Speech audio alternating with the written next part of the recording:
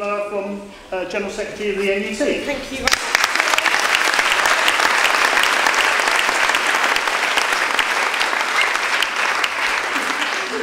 Inviting me tonight. The Evening Standard wanted to know whether I went to lots of schools to support them, and the answer is yes, of course I do. But I have to say I don't very often go into a school hall and find quite so many enthusiastic people engaged in the campaign, and I congratulate you very much on this meeting this evening.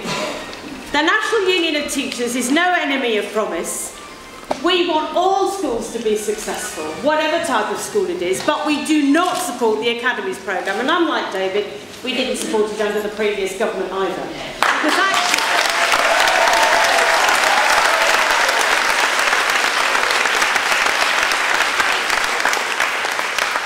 I absolutely believe that the previous government did have a different agenda. The fact is that we believe that there is a democratic deficit in the creation of academies, and that is not right. It's also not the way that you do school improvement. And a response to the colleague who answered the question over there was, if you look at the Financial Times today, eight academies are significantly failing, not just academically, but also financially, and are having to be bailed out. So there are huge problems with this Academies programme. We believe in the National Union of Teachers that what drives school improvement is good teaching, is good leadership, is engaged school governors, is children who feel safe at school and who feel supported in their learning at home, and where there is proper and supportive engagement with the local authority. That's what school improvement looks like. And as far as I can see, and from what David has said, this school has served this community for 100 years and has done it extraordinarily well. And the fact is that schools do not belong to a few individuals. They belong to and in and with the communities whom they serve. And those communities change over a period of time. They change perhaps more in London than they change other places, but they do change. And we believe that what's important is that schools are fully engaged with their communities and they do their absolute best for all of their children.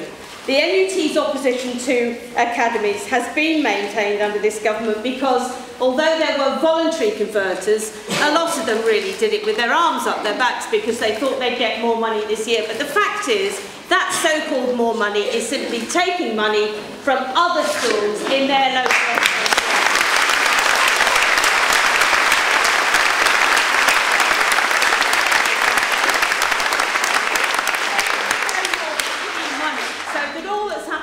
Those schools that have gone out may very well have taken additional money to their more advantaged cohorts and taken it away from perhaps less advantaged cohorts, and in particular taking it away from schools like Downhills, like Coleraine Park, like Nightingale and Knoll Park. And we just think that is manifestly unfair. That is not how you run an education system in the interest of everyone.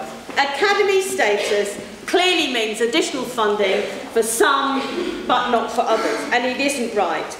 And services like the Gypsy Roma team now having been cut in Haringey, a service which is extensively used, I understand, by this school, because this clearly is a school that welcomes children in and doesn't think there are some children that are more welcome than others.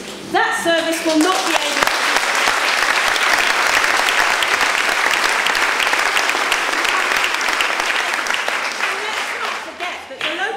budgets were top sliced before the local authorities even got their money. So there are local authorities who will never have an academy who have lost money this year in order to fund what is clearly an ideological programme. And the programme is to say we don't want a proper democratically accountable state system of education.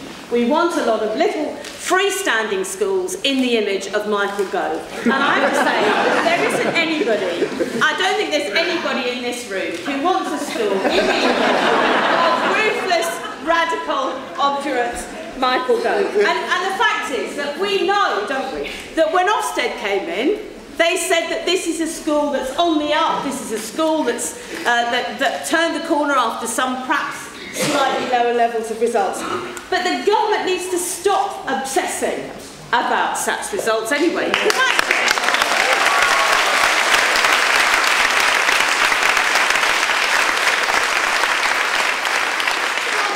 you want to focus focus on standards. What you do is you look at systems, if you must look abroad, you look at systems that are successful. You don't look at charter schools in America. You don't look at systems that have fragmented. You look at countries like Finland, where there's a tiny tail of underachievement, and most schools are highly successful. And what do you see? There's a negligible difference between schools. You see there are no national tests, there are no league tables, there's no performance pay for teachers. There are no school inspections, I might tell you. The school inspector made itself redundant because they said, actually, this country knows how to run education. We don't need a school inspection system, although I'm prepared to accept that we probably should have some inspection. No academies, no free schools, and fundamentally no marketisation and no privatisation. So that is where Michael Gove needs to look. But actually, frankly, he doesn't even need to look at Finland. He needs to look at the fact that there is no convincing evidence that academy status raises standards. We think, our NUT members up and down the country, and teachers who are members of other unions, know that they are the guardian of standards in their own classrooms. And what we need to do is, if there are people who need upskilling, we need to make sure that we can do that. But where are the people who are going to do that if there's no local authority? Even Michael Wilshire, the new chief inspector, has said that the idea that we have all of these schools overseen by sponsors and by Michael Gove at the DfE, how can that possibly work? Even he thinks we need an additional layer. So it's perfectly clear that a fragmented system of the type that Michael Gove wants simply will not work. The government believes that forced academies are the latest chapter in the government's attempt to dismantle, privatise and ultimately eradicate the kind of state education that we have seen and that we believe in. I congratulate your campaign to oppose it. The National Union of Teachers will work with you. Thank you very much.